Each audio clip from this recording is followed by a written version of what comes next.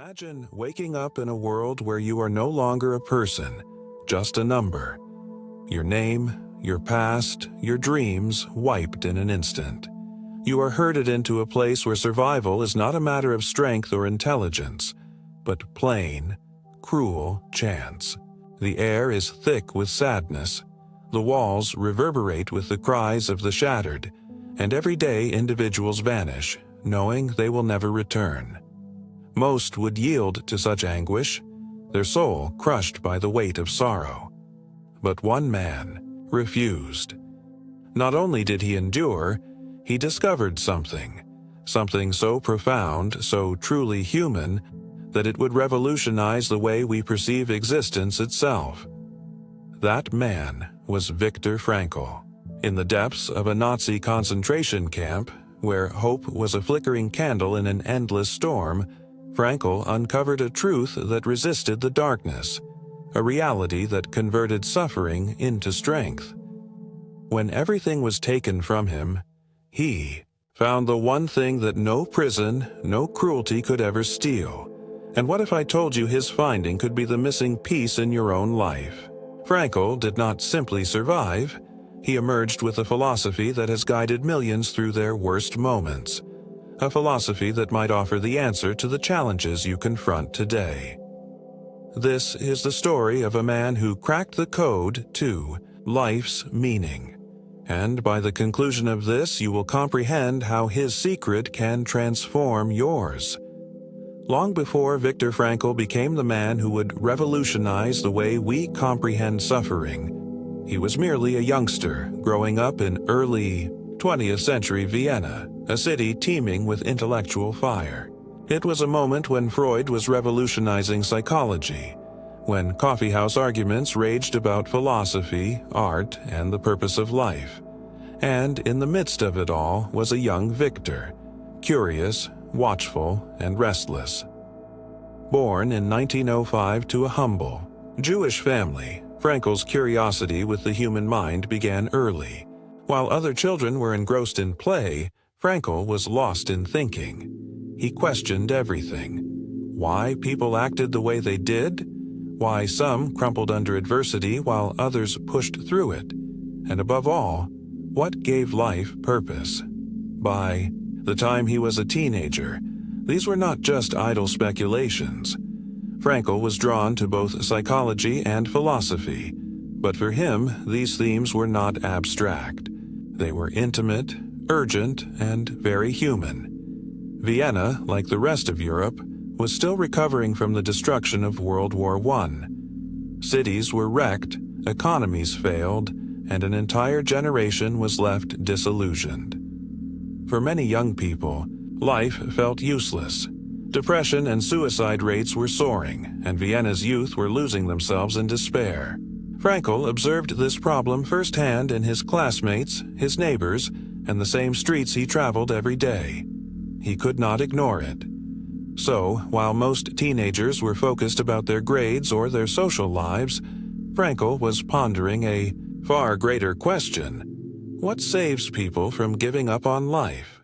Determined to find answers, Frankl pursued medicine, focusing in neurology and psychiatry. But from the outset, he was different from other students. While his classmates researched human behavior like scientists dissecting specimens, Frankl sought to understand people, not just their brains, but their souls. By his early 20s, he was already aiding suicidal pupils.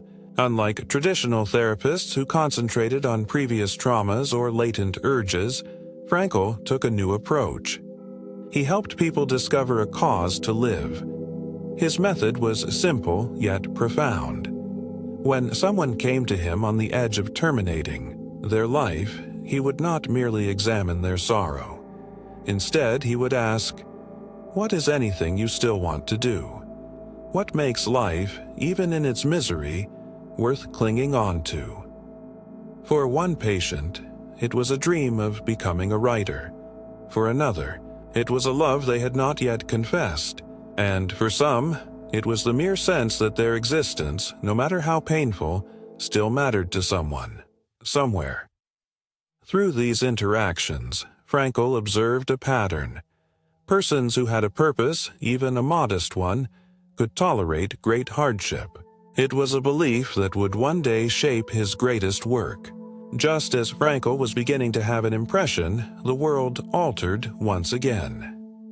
The 1930s saw the growth of Nazi ideology, spreading terror and division. Jewish thinkers like Frankl saw the walls closing in. By the time Germany conquered Austria, in 1938, life had already grown perilous. Frankl had a choice. He could leave to America, where he had an offer to continue his research, or he could stay in Vienna with his family, his people, and his patients. In the end, he elected to stay, and that decision would lead him down a journey few could have imagined, a route that would test everything he thought about meaning, pain, and the human spirit. In 1942, Viktor Frankl's life changed forever. The knock came unexpectedly, no warning, no time to prepare. Armed soldiers arrived, yelling instructions. He barely had an opportunity to gather a few possessions before he, along with his wife, parents, and brother, were forced into a train heading for hell, the destination, Theresienstadt, a Nazi concentration camp. For weeks they were crowded into a cattle car, drowning in the stench of perspiration, urine, and death. The journey itself was a type of psychological torture. No food, no water, no knowledge of what awaited them. Then the train screeched to a halt.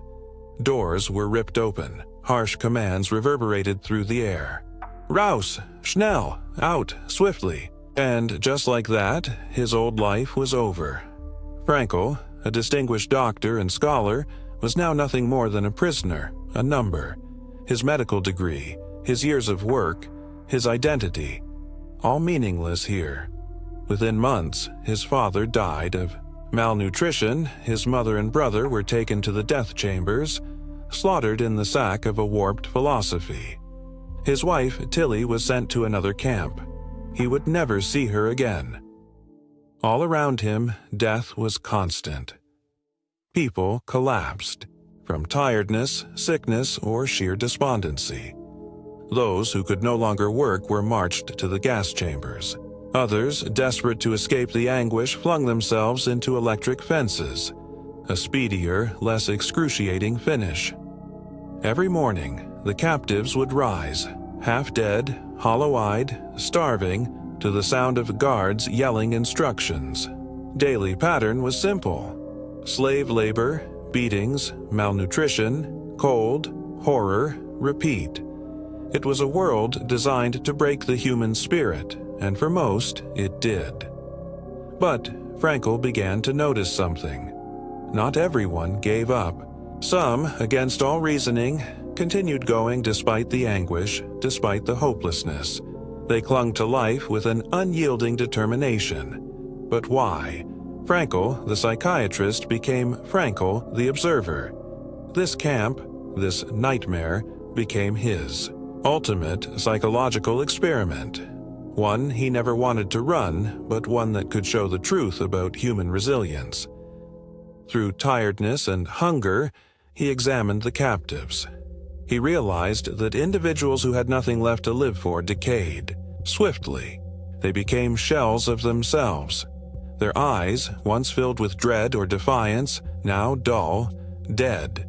They stopped eating, stopped moving, stopped caring. And in a place like Auschwitz, that meant death was near. But those who had even the smallest shred of purpose were different.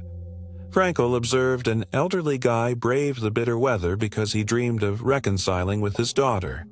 He met a young artist who murmured about the paintings he would create if he survived. And then there was the scientist. One evening, Frankl strolled beside a man who had plunged into despair. The scientist revealed that he had given up all hope, persuaded there was no reason left to struggle for survival. Frankl didn't try to comfort him with meaningless words.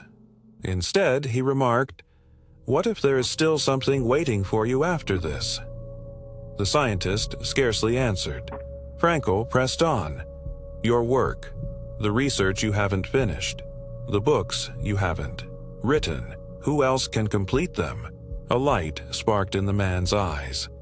In that moment, something altered.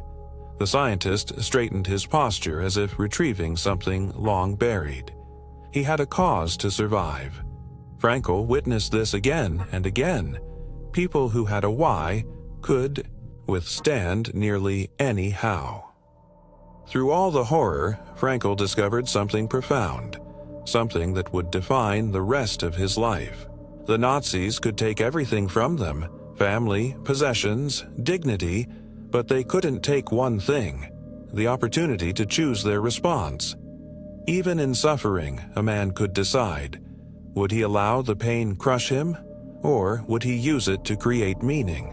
For Frankl, this was not simply a theory, it was survival. He saw himself standing in a university lecture hall sharing his discoveries with pupils. He saw himself writing a book about what he had learned. That vision, that mission, kept him alive through disease, malnutrition, and brutality. He stuck to a single truth.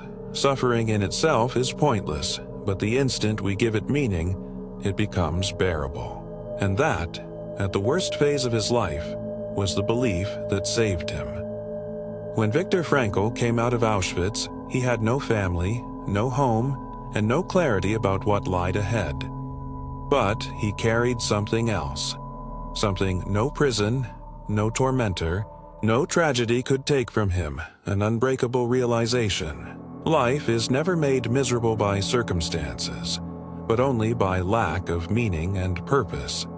That solitary truth had kept him alive. Now he was determined to share it with the world.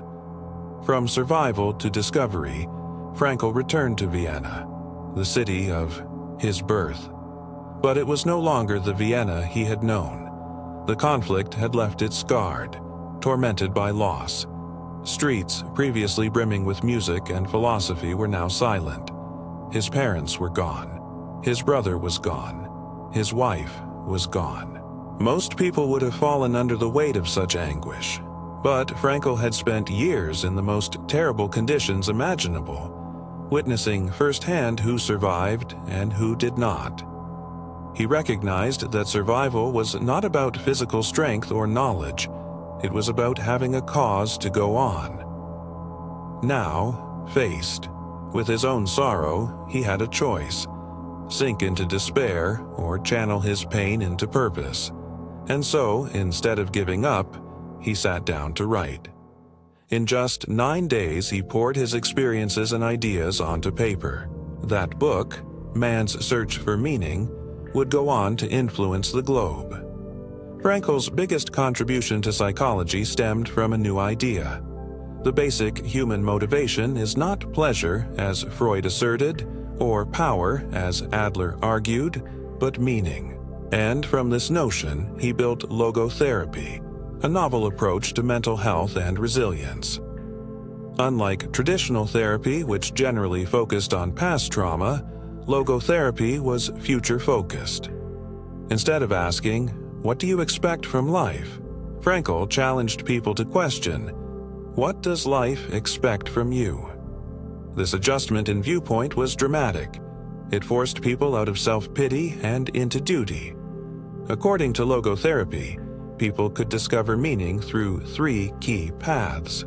Through work, generating something worthwhile or engaged in important tasks. Frankl believed that committing oneself to a mission, a craft, or a cause might give life purpose. Even in Auschwitz, he witnessed prisoners who found courage in unfinished projects, a doctor dreaming of returning to his patients, a writer visualizing the novels he had yet to complete. Through love, experiencing profound connections with people. Frankl often told of how the thought of his wife Tilly supported him in the camps. Even though he didn't know if she was alive, his love for her kept him going. Love, he understood, could transcend suffering and even death. Through suffering, converting pain into personal growth and resilience. This was the most radical and contentious notion. Most people considered suffering as useless, But Frankl claimed that if a person could find purpose in their anguish, they could endure anything. He often recalled the story of a mourning man who came to him, crushed by the loss of his wife.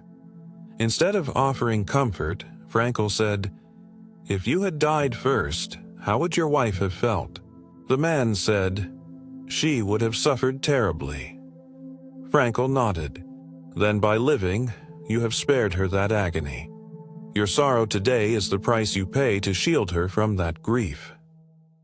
The man left the session in silence, but with a newfound sense of meaning in his pain.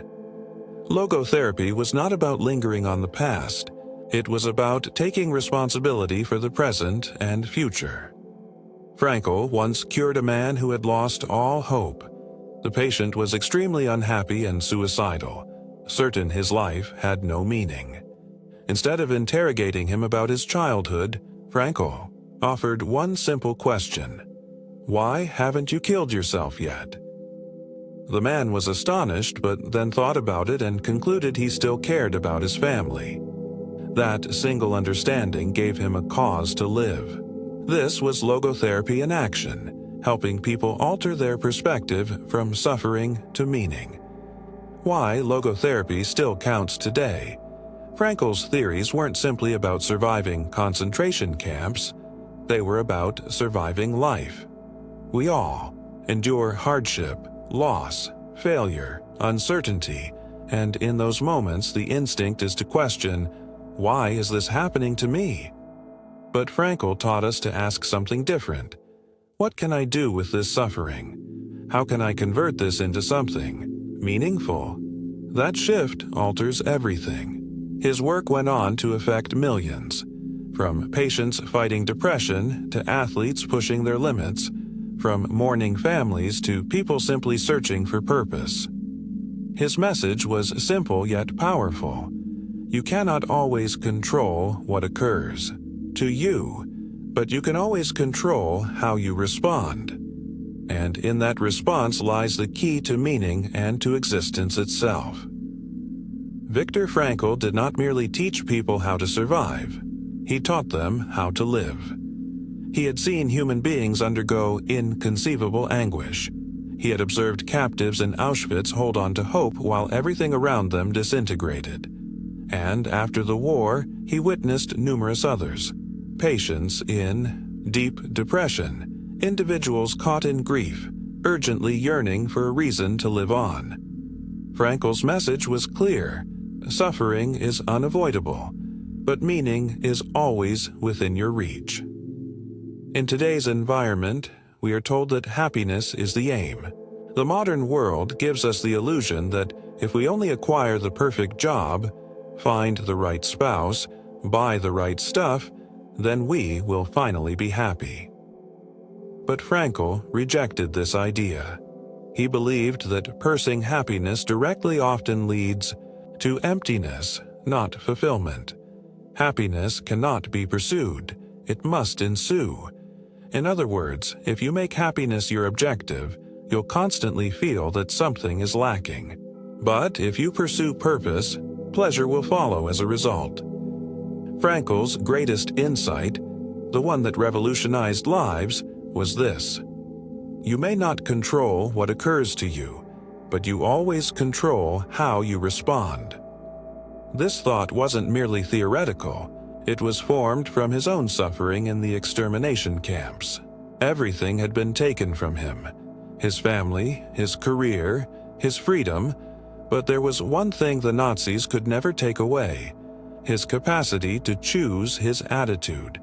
Between stimulus and response, there is a space. In that place rests our power to choose. In our choice lies our progress and our freedom. This is the ultimate human freedom, the power to choose how we will face life, no matter how cruel or unfair it may be.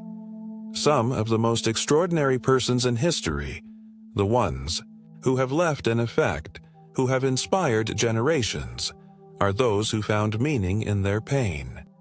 Frankl saw this firsthand after the war. He worked with terminally sick patients, people who knew they had limited time left, But instead of slipping into despair, some of them found tremendous purpose in their final days. One patient, a man facing certain death, said Frankl, "Doctor, I cannot avoid dying, but I can ensure that I die with dignity." This transformation in attitude from helplessness to purpose was life-changing.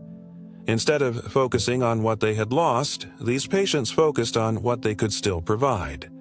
And that, according to Frankl, is the secret to a meaningful life.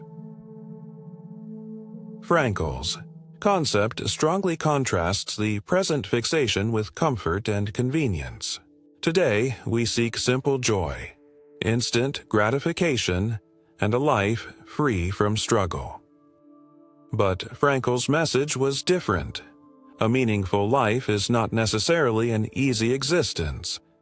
He thought that true fulfillment derives from struggle, sacrifice, and responsibility. It comes from being part of something larger than oneself. Consider a parent staying up all night with a sick child. Not easy, but tremendously meaningful. An artist pushing through creative difficulty to achieve their masterpiece. Not easy, but tremendously significant. A person battling for a cause they believe in, even when the chances are against them. Not easy, but tremendously significant. The finest moments of our lives frequently come from the things that required work, resilience, and sometimes agony. How to apply Frankl's insight to your own life. Frankl's discoveries are not just for Holocaust survivors or persons confronting life-threatening sickness. They apply to all of us. If you are feeling lost, if you are fighting to find meaning, ask yourself 3 crucial questions. What work can I dedicate myself to? Meaning frequently comes from producing, contributing, or working towards something bigger. What is something you can construct, grow, or provide to the world? Who do I love and who depends on me? Meaning is found in relationships, not isolation. Who in your life needs you? Who do you care about deeply? How can I change my sorrow into something meaningful? Instead of asking, "Why is this happening to me?" inquire, "How can I use this experience to grow, to help others, or to build something valuable?" The legacy of Viktor Frankl. Frankl's teachings have transformed millions of lives, from trauma survivors to business leaders, from struggling students to world-renowned intellectuals. His book, Man's Search for Meaning, is still one of the most widely read and recognized books in psychology. His ideology has been utilized to assist people with depression find hope, veterans returning from battle rediscover purpose, sportsmen, artists, and entrepreneurs push through adversity to reach greatness. His basic message remains as potent now as it was decades ago. Life is not about avoiding suffering. Life is about finding something worth suffering for. And when you do, you won't just survive. You will thrive. Viktor Frankl's views are not merely history. They are a blueprint for anybody striving to find meaning in their own life. You don't have to undergo a concentration camp to experience sorrow. You don't have to lose everything to feel lost. At some time, we all endure moments of despair, uncertainty, and sorrow. Maybe it's a career setback. Maybe it's the loss of someone you love. Maybe it's getting up every morning with the silent awareness that something is missing. Frankl's worldview is not only about enduring suffering, it's about altering it. Here's how you can apply his insight to your own life. Pain is inevitable. The question is, what will you do with it? Most people, when they suffer, ask, "Why is this happening to me?" But Frankl encourages us to ask a different question. How can this shape me? Imagine 2 persons who lose their employment. One slips into despair, feeling they are a failure. The other takes it as a wake-up call, an opportunity to pursue what they actually care about. same situation, two distinct replies. Suffering in itself is useless, but the meaning we attribute to it alters everything. Frankl saw this firsthand in the camps. Those who found significance in their suffering, whether via faith, love, or a feeling of purpose, were more likely to survive. Think of someone like Nelson Mandela. He spent 27 years in prison, but instead of letting that break him, he used that time to improve his mind and spirit. When he was ultimately freed, he did not seek revenge. He wanted reconciliation because he had transformed his suffering into something higher. So ask yourself, what challenge in your life could transform you into a stronger person? How can you turn your grief into wisdom, resilience, or perhaps a method to serve others? When you stop seeing suffering as something that occurs to you and start seeing it as something that can alter you, everything changes. Most of us are taught that happiness is the objective. We chase it through achievement, money, love, or pleasure, only to find that somehow it always slips through our grasp. Frankl claimed that happiness cannot be pursued, it must ensue. Happiness is the unforeseen side effect of having a meaningful life. In other words, don't chase happiness. Chase significance. Happiness will follow. But what does meaning actually mean? Frankl recognized three basic ways we might generate purpose in our lives. Through work, generating anything of worth. When you dedicate yourself to something more than yourself, a purpose, a mission, a craft, you generate meaning. It's why artists push through creative hardship, why people who love their work typically feel empowered rather than tired, and why the most fulfilled people aren't those chasing fortune, but those pursuing influence. Through love, intimate ties with people. Frankl believed that love is one of the greatest sources of meaning. Loving deeply, whether it's a partner, a child, or even a cause, gives us a reason to wake up in the morning. Frankl himself survived Auschwitz by holding on to the love he had for his wife, even when he didn't know if she was still alive. That love gave him strength. Through suffering, converting pain into growth. We all suffer pain, but pain itself isn't what destroys us. It's the notion that it has no meaning. When we see suffering as a chance for growth, resilience, and even assisting others, it becomes meaningful. Ask yourself, what work or mission could give your life deeper meaning? Who do you love sincerely, and how can you strengthen that bond? How may your problems be used for growth instead of despair? Perhaps Frankl's most effective instruction is this: you may not control what occurs to you, but you always control how you respond. This is what differentiates people who are broken by life from those who rise beyond it. In Auschwitz, Frankl saw two types of people: those who allowed the horror crush their spirit, and those who, even in the worst conditions, chose to continue. Human, to exhibit kindness, to cling on to hope. The same applies to everyday life. You may not control a poor upbringing, a broken relationship, a financial disaster, but you do control how you use your history as a weight or a lesson, how you show up for the people in your life, the choices you make moving ahead. When we are no longer able to change a situation, we are pushed to change ourselves. Responsibility doesn't imply blaming yourself for everything that happens. It means acknowledging that no matter your background, you are not powerless. What choices am I making today that impact my future? Am I responding to life, or am I actively shaping my path? What simple action can I take right now to build significance in my life? Frankl's teachings have helped millions of people, from trauma survivors to those confronting everyday problems. His concept is not just about weathering life's trials, but about leveraging them to build something meaningful. His primary message is this: Life is not about avoiding suffering. Life is about finding something worth suffering for. The next time you feel lost, remember, your suffering can mold you. Your purpose is found in significance, not transitory. Delight, and you always have the choice to choose your answer. This is how you not only survive, but thrive. And that is Frankl's greatest gift to the world. Viktor Frankl did not merely survive the Holocaust, he emerged from it with a message that would change the world.